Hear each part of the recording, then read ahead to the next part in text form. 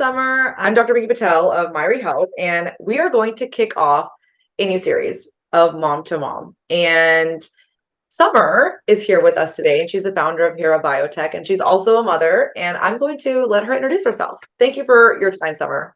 Thank you so much for having me, Pinky. My name is Somer Baburek. I'm the CEO and co-founder of Hera Biotech. And like Pinky said, I'm a mom, I'm a founder, and I'm raising. So we're making it happen. Yes. So I just want to jump right in. What is Hera Biotech before we talk about all the mom things? Let everybody know what Hera is, what you guys do, and kind of why you started Hera. Sure, absolutely. So Hera is a biotech company. Obviously, it's in the name. But what we are working on is developing a non-surgical diagnostic for endometriosis that's tissue-based and has a causative relationship to the disease itself, which makes us pretty unique in the space. And really, the larger vision for Hera is to be a women's health company that seeks to better understand diseases that uniquely or specifically affect women so that we're able to track the progress of these diseases and eventually come up with disease modifying treatments for these diseases. Yeah, I think it's incredible what you're doing. I'm obviously a mother myself, but being a pharmacist, a clinician, going through school, and also being obviously part of women's health, whether I was creating something then or not, I feel like the one-off OBGYN appointments that I did have for women's health, I didn't truly understand when women were coming to me or girls were coming to me and they're like, I have endometriosis or I have PCOS. And I was like, okay, I don't really understand what that means being younger. And I didn't personally go through endometriosis or have endometriosis or PCOS, but a lot of my friends suffered during that time frame. And I think it was really interesting when they would just be like, oh, I was just told that it's normal to have this kind of pain. And I was like, that doesn't make any sense. And there wasn't a real diagnosis. And that just really blew my mind that, now we're in 2022 and we're just now solving for some of these things. So thank you for the work that you're doing. I think this should have existed many years or decades ago, but I hear that a lot. yeah. And even PCOS, everything just seems very gray and not black and white. And for being in science, I feel like that's not a good enough answer. Yes, I agree. So what was the first device that you had built? The device was, the problem that I experienced was they couldn't keep my daughter on the monitor during labor. And so they wouldn't let me get up and walk around. Yeah. And so many people are like, oh, mine neither. And so I was in labor for like 36 hours and I couldn't get up and walk around. I couldn't try to do anything. I didn't want an epidural. I didn't take one. And they kept tightening these straps around my side. And They're so uncomfortable. Oh my God. By the end of it, they were rolling up hand towels and shoving them in there to try to just keep the toko tight over my abdomen. And she just kept kicking it off. And I thought, sorry, I hope this is a real thing. I was like, I don't know what the hell y'all are trying to get from this thing, but it's not working. Like, there's got to be a better way. And so we developed a device that included 5 patches that sat on the maternal abdomen, and it used fetal ECG and uterine EMG so that it accurately tied the fetal heart rate spikes and drops to the actual uterine muscle contraction, not mom sneezed or rolled over, so it was a true comparison. And then it transmitted that information via Bluetooth to the bedside where it could be distributed to the physician no matter where they were. And so that was the device I came up with. And it was a lot of fun. I learned a lot of lessons with that first company. But it was fun. It was exciting. And it led me to fall in love with women's health and be here. So I think I had the same experience. I was trying to float with that device in a tub because they told me that you have to still be monitored. I was laboring also unmedicated 60 hours and they were like, you have to keep the monitor part out of the water. And I was like, I need the water to feel like I don't want to punch the wall because I'm during each contraction. And they're like, you can't get it wet. And so I was just like, why is this thing even on me? So I have a story with the same situation. But I feel like it all comes down to this, like you developed that first solution even though you learned all of this stuff from it and you created another company based off of a pain point in your own labor and delivery experience. You weren't a doctor, you weren't a healthcare provider at the time, but you were like, my problem mattered enough for me to create a solution, and I may not be everything that I need to be to create this, or what society warrants as like the stamp of what you should be for creation. And I think that is where same thing happened for me as well. And a lot of female founders that I talk to, they're like, this is a pain point. And I think sometimes you say it to yourself and then you're like, this is the pain point. And then you say it to somebody else and they're like, I had the same experience. And all of a sudden you validate it and you're like, let's say it out loud together. And now Yeah. here's the solution. I don't know. I felt like that's how my product came to surface. And I didn't feel like I was everything that I needed to be at that moment, because we never are. We're not superhuman, although No. people, our children might think we are. But I feel like that is often where a lot of great ideas come from. It's just, Yeah. And I think it's funny because I know that you and I have talked about this in the past, and you're obviously amazingly educated and incredibly qualified to do all of the things that you do. You know, I have a undergrad in entrepreneurship. I have a master's in data analytics that doesn't really have anything to do with pharma or venture capital or biotech or diagnostics. But one of the things that has always stuck with me from my master's program was I had to take an organizational behavior class, which, full transparency, I thought was complete BS. I was like, I don't know who put this class in here. I don't know why we need to talk about this. Organizations are not people. Stop it. Like, however, in one chapter, I will give it, one chapter was good. And it talked about recognizing as a leader in an organization problems and how to problem solve whatever the problem in the organization. And it talked about how the person that is closest to the problem is the best suited typically to solve the problem. And they're like, one of the biggest issues that organizations have is there's a problem, like it's taking us too long to get our product out the door, or it's costing us too much for XYZ.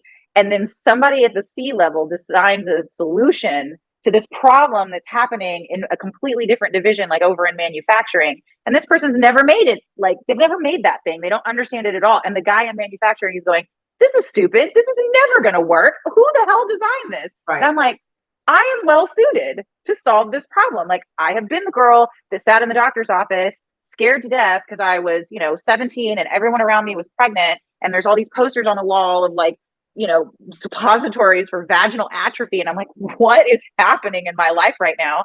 Only to go in and tell the doctor, like, I can't get out of bed when I have my period.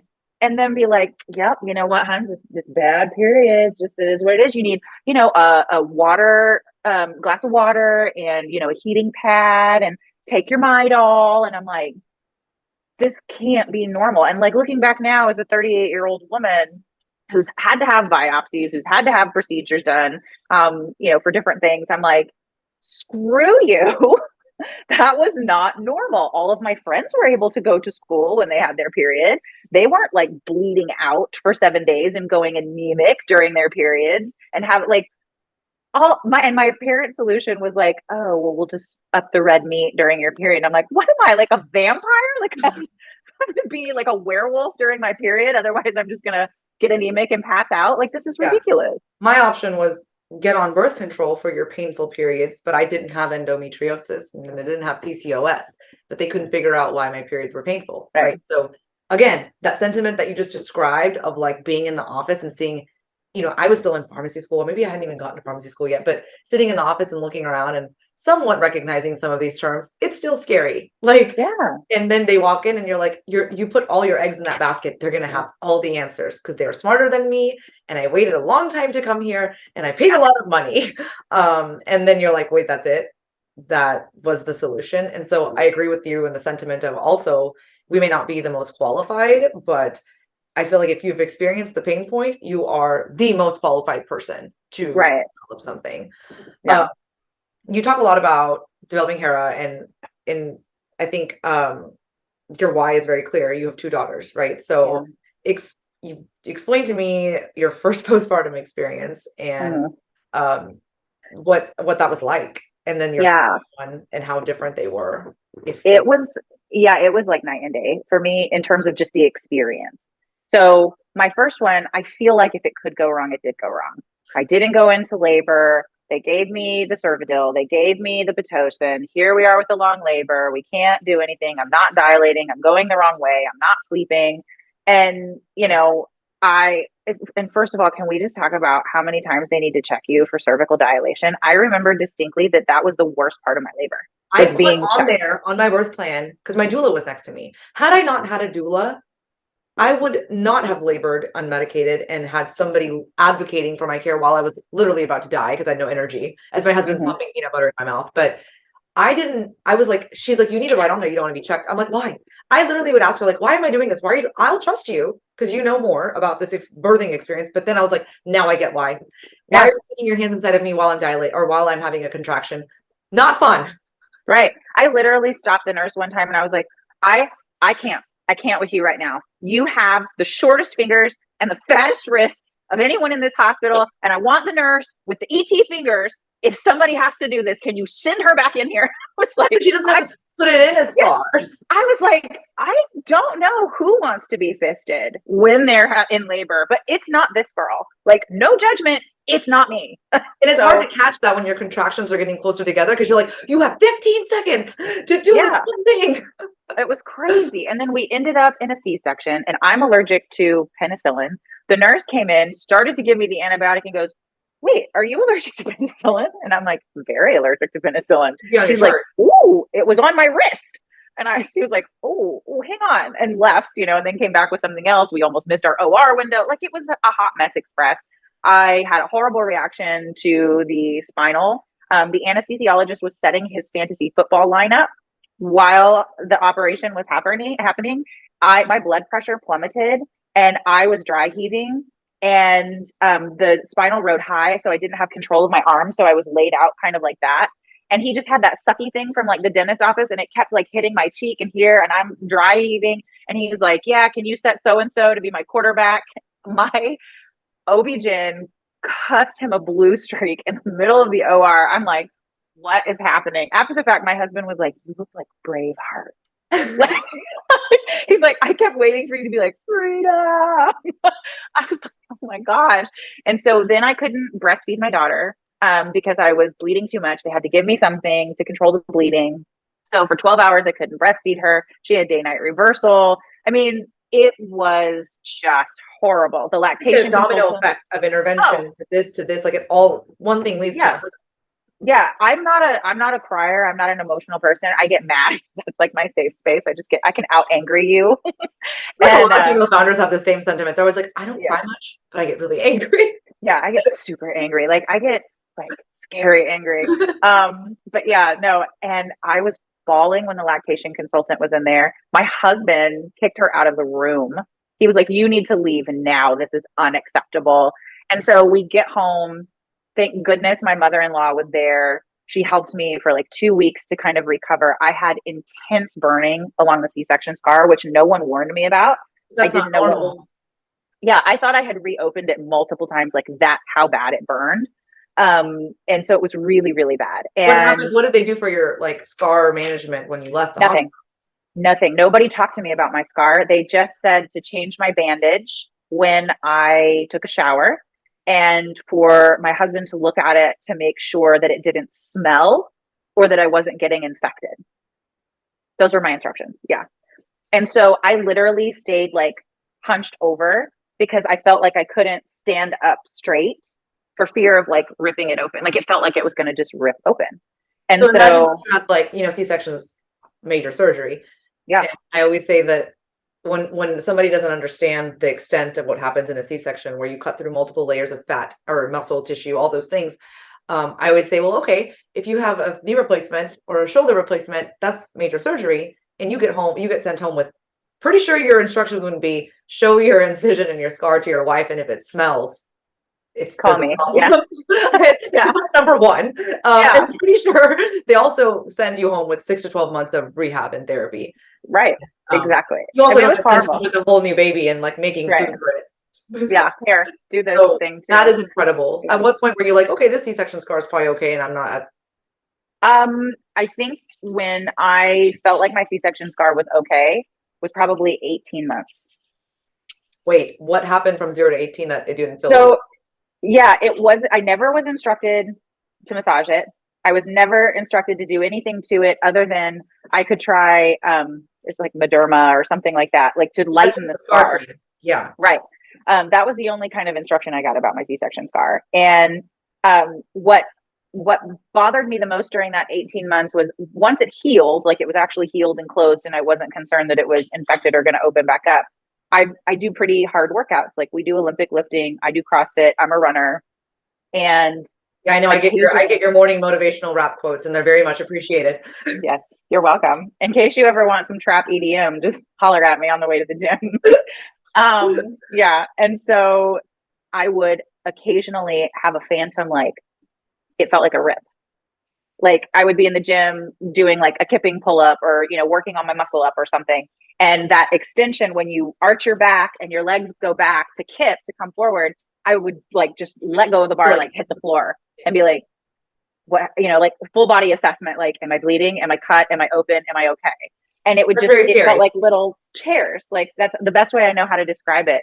But what's weird about that is like just about the time I stopped worrying about like I'm not going to feel that tear issue again is when I had to start worrying about peeing on myself if I like did a double under, did a box jump, or did a super heavy deadlift, and it was like, or sneezed.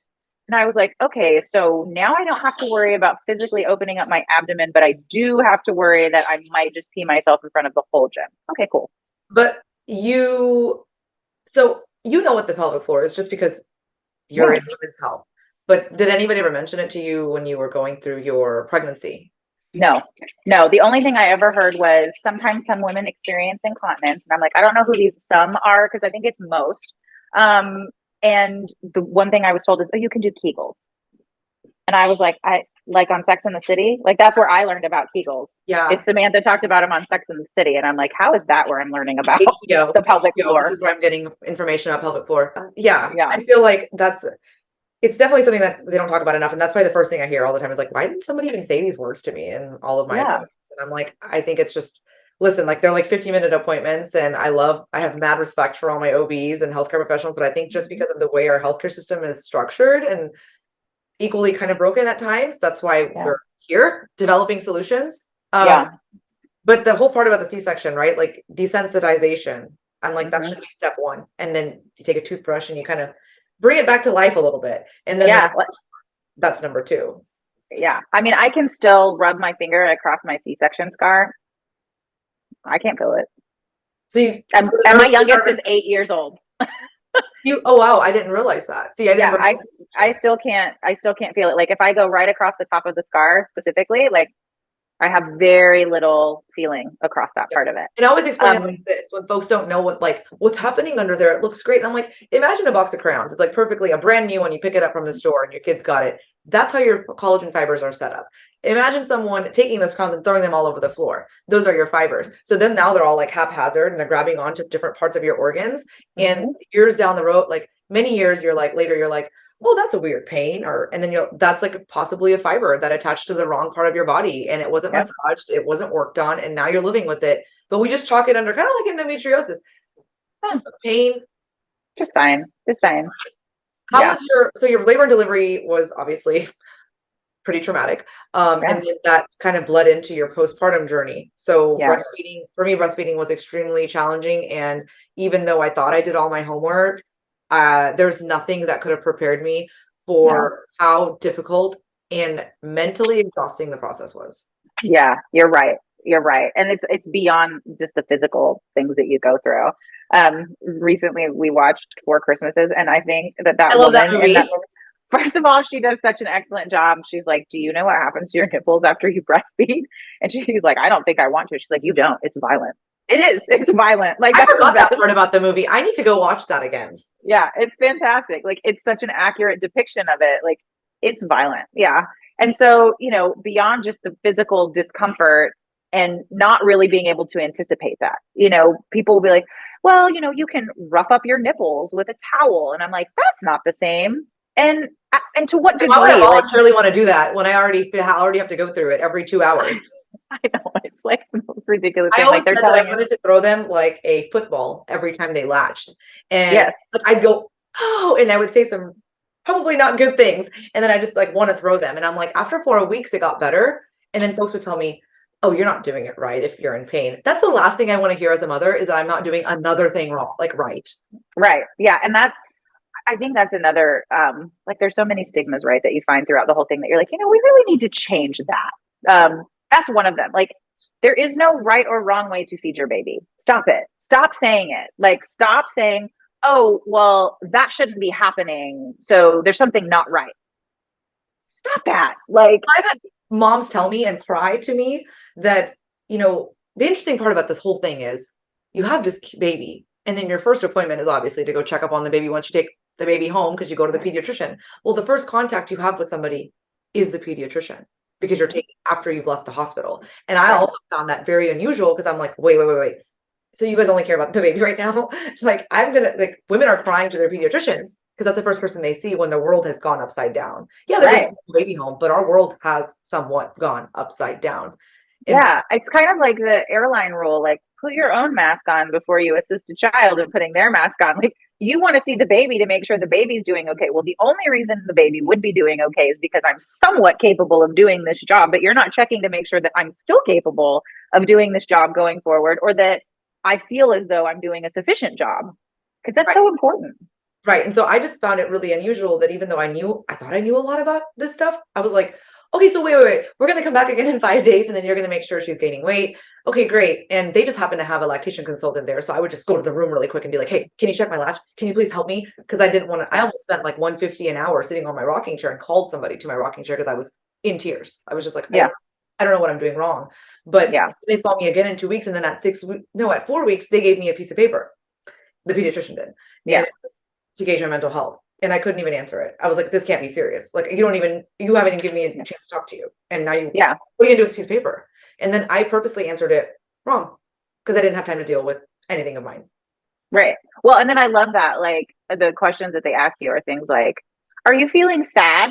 Yes. I haven't slept. All the things. And I love that because, like in mental health, one of the things that, you talk about, I have mental health issues in my family. And so one of the things that I learned in helping navigate that process with this person in my family was the sick mind doesn't recognize it's sick. If I'm having postpartum depression, I don't know I'm having postpartum depression. I think there's something wrong with me. And I'm scared to tell anybody that there's something wrong with me because I'm supposed to be taking care of everyone. Right. So if there's something wrong with me, how am I going to be able to do this? So when you put a quiz in front of me and I know exactly how to answer it because I'm really good at taking tests now. Yeah. At like 31, 32, I'm going to answer it the way I know I'm going to get a result that doesn't equate to me adding extra work on my plate. Right. Right. The only saving grace is that you have, and we were the first of our friend group and in my family to have kids. So I didn't really have that network. And now I do, like with my second, I obviously have that network. And I could call my girlfriend and be like, I don't know what the F I'm doing. I can't get this kid to sleep. I can't sleep. I don't know what's happening. I feel like I'm coming completely unglued at the hinges. So who was your community? Was it your friend, your girlfriend? Like, was that your lifeline? I had 2 lifelines or 3. That's it. Yep. That was it for me. And that was with my second. I had a girlfriend I could call with my second because she'd had a kid by then. What'd you do with your first? Like, was there a Facebook group or was there like a group chat? What's I was researching the medical device that I would come to invent. And I had been in the L&D suite so long, I had seen my labor and delivery nurses for 2 shifts. And so I had maintained connection with them for a little while, but they're not postpartum, they're L&D. And so they were like, let me ask. Don't you just I did the same thing. Don't you just grasp onto whoever you've got? Like, oh, I remember her. Oh, I can call her. I called my nurse at the L&D too. Cause I was like, hey, don't let go. Don't let go. Don't let me go. Don't let go. I was like, I'll never let you go. Yeah. Yes. That's how I felt. I was like, I should send her a basket. Like, it was just like, and then I remember one of my friends, we reconnected. She's one of my best friends now. And she saw on Facebook that I had a baby.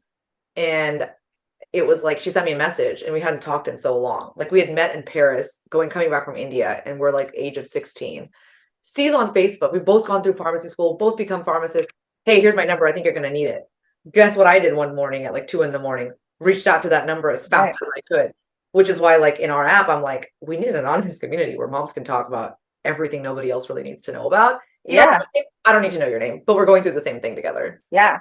Not to be too real, but anything goes. It's mom to mom. So having a C-section, one of the things that they don't tell you about is that all of that blood that you bled when they cut you just stays there. And then your body passes it like discharge. So it's almost like you're having a period, but it's not a period. And it smells so bad. And no one told me. I was like, it's infected from the inside. This is my whole thing. The scar is infected from the inside. Because the only thing I'd been told was if something smells funny, call us. And I was like, I am not calling my doctor and telling her that my vagina stinks, because like growing up, that's like the worst thing in the world. Like, But see, like right there, that's a stigma. See, growing up, if it smells, don't do anything. Just don't tell anybody. Just figure it out. and what's funny is my husband walked into the bathroom one day and I was like, get out, like, get out. You can't be in here right now. And he goes, pretty sure I've seen parts of you you've never seen. So I'm feeling like this is extreme. What's happening? And I was like, there's this stuff coming out of me and I don't know, and it smells. And he was like, I think we just called the doctor. Like, and I was like, no, it's gross. Like, it's gross. see, but This is my brain. Yeah. no, that's because you've been conditioned through growing up and society Right. that if something smells like that, like to me, I'm like outside looking in, we should call the doctor, right? But at the moment, Right. you're like, this is embarrassing. This is I have to embarrassing. hide it. I have to hide it. See, but Yeah. that is a whole thing. It's like we've been conditioned to think this way, and that is not good. Right. It's horrible. But that's a piece that you didn't know, that it's like pretty predictable, right? Like I always say, parts of postpartum are pretty predictable. Like Yeah. the fact that I was sitting there and I was like, oh, I have a contraction. She's nursing. Oh, I have a contraction. I was like, wait, I'm texting my doula. And again, I hired my doula. I had resources. I worked for a company. I used my HSA money. I paid for her. Very lucky. Right. People don't have access to this all the time. Right. We didn't have a doula. Right. Yeah. So like and honestly, I Googled what a doula was because I was like, you should look into a doula. I was like, doula, how do you even spell that? Right. And so then I looked it up and I was like, she's really smart and she knows a lot more than I do about pregnancy. She's a lot of babies. So we're going to do this. But I was like, why am I having a contraction? Am I delivering another baby? Why is my uterus feel like, she's like, oh, it's getting smaller. Your uterus contracts back to its normal size whenever you breastfeed, and then Right. it comes out. And I was like, oh, so I'm also bleeding more into my pad my diaper essentially. Like, Right. Your diaper, because that's essentially what you're wearing. there was a diaper setup situation for a while that I didn't think I was going to be sitting in. And let's be honest, those diaper underwear that they give you at the hospital, like, ladies, take extra. Like, that is the best. I robbed the cart. I was like, these underwear are the best. Yeah. They go up to my underboob. They're like, well, I think you had a really good facility because I don't think it's equally that way for everyone. I'm like, the mesh ones that they gave at ours was not the best. So someone said, go buy the Depends. Like you can just use them once.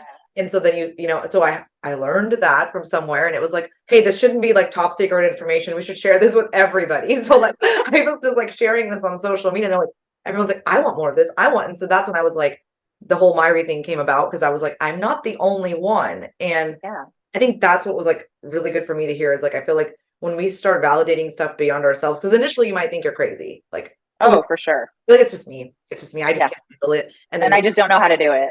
And I don't know how to do it. And I was just ill prepared. But then everyone's like, hey, me too. Hey, me too. And then I was like, oh my God, I'm not the only one.